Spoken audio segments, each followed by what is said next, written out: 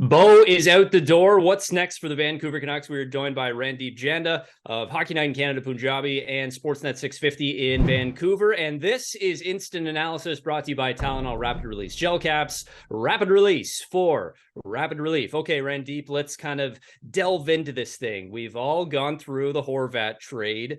I want to know what's next, or rather, I guess more appropriately, who's next? Yeah, and that's a really interesting question in Vancouver because if you ask the fan base, I think everybody's next is what's being said in Vancouver. But the player that I'm looking at is impending UFA, former Toronto Maple Leaf, and he's been around the league a little bit as well, two-time Cup champion Luke Schenn. This is a guy that really resurrected his career after it looked like when he was sent down to the AHL a couple of years ago with the Anaheim Ducks that his career had been over. But no, he won the Cup twice with the Tampa Bay Lightning. He ended up coming back to Vancouver, having success. And this is a guy that if you're trying to win in the playoffs, you need physical defensemen, you need depth. He's a player that the Canucks could get a second, maybe a third-round draft pick, depending on which team wants him. And you're looking at a situation where I think he could be a very valuable depth piece on a team. So to me, this is about Luke Schenn. This is a guy that I think a number of teams across the league are going to want to add to their back end. Okay, that's interesting. So I would consider Schenn one of the more veteran leaders on the team. He's been around the league for quite some time. Horvat, the captain, he's now gone. Who takes over the leadership role on the Canucks now?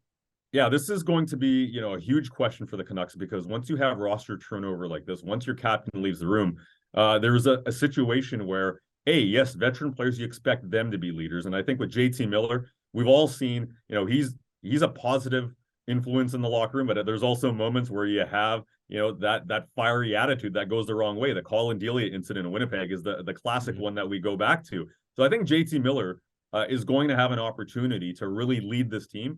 Whether he can show that he is that type of leader, that's going to be up to him. The other guys that I look at, and I think these ones are the ones that are more long-term, it's Quinn Hughes, Elias Pettersson. They're the best two players on this team. When you look at both at the center position, you look at the defensive side of things too. And these guys over time, and it's been something that's been said in this locker room a lot, where, hey, the young guys aren't young anymore. And with Elias Pettersson, Quinn Hughes, this is essentially their team. They're the two untouchables, in my opinion, on that roster. And if you're in a situation where you're trying to build out your next leadership group, it is those two guys. Quinn Hughes, a very, talented individual, but holds himself to a very high standard. And he's kind of like that Michael Jordan, that meme where he takes stuff personally if he's been slighted. And if, a couple of years ago, people were talking about his plus minus, and he took that personally. So I think Quinn Hughes and Elias Pettersson will be the leaders on this team. I don't know which one of them will be the captain, but in terms of leading them by example and being the best players and getting the best out of their teammates, those two guys would be it. Okay, so you mentioned Hughes and Pettersson as untouchables, and I would say that everyone kind of feels that is the case with that team. Everyone else, though, feels like they could potentially move. Jim Rutherford mentioned it just a few weeks ago. Major surgery is needed. So by the time, I would say, is maybe this Bo Horvat trade is the first surgical incision on this major surgery. We move on. We head to the offseason. What's the Canucks cap situation going to look like by the time this major surgery really starts getting going? When do you think that'll be?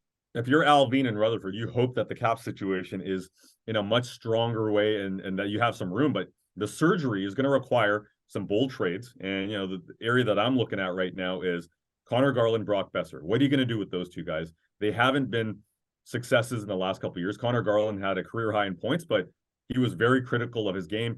I don't know if he fits in the Rutherford Alvin style of play of very fast wingers, straight line burners. He doesn't profile that way. The same could be said for Brock Besser. Heck of a shot in his rookie year, 29 goals, but he's had injury trouble. This is a guy that's not exactly the quickest player either.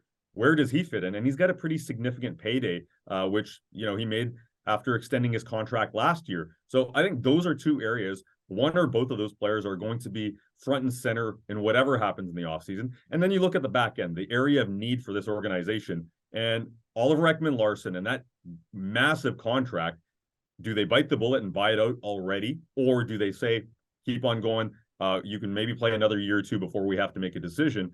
And the other guy I'm looking at is Tyler Myers. Tyler Myers is a guy that's going to be paid a bonus in the offseason. After that bonus is paid out, he's potentially a player that could be moved. and there might be some interest on the market. So I look at roster moves and buyouts, trades and buyouts as an option for this team, but I don't see them at the deadline. I see them in the offseason because nobody has cap space to take on some of those salaries right now.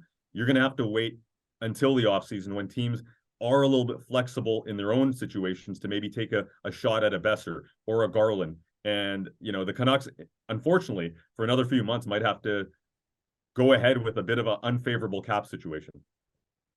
So what you're saying is Patrick Allvin and Jim Rutherford are going to give us some of the most entertaining storylines off the ice, at least for the next few months, and on and on and on into the offseason. Am I right in saying that?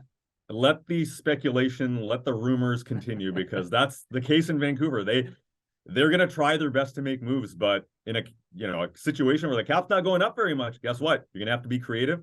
And we're going to be talking about the Vancouver Canucks a lot for the next 6 months, I think.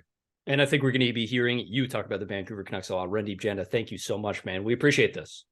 Thank you.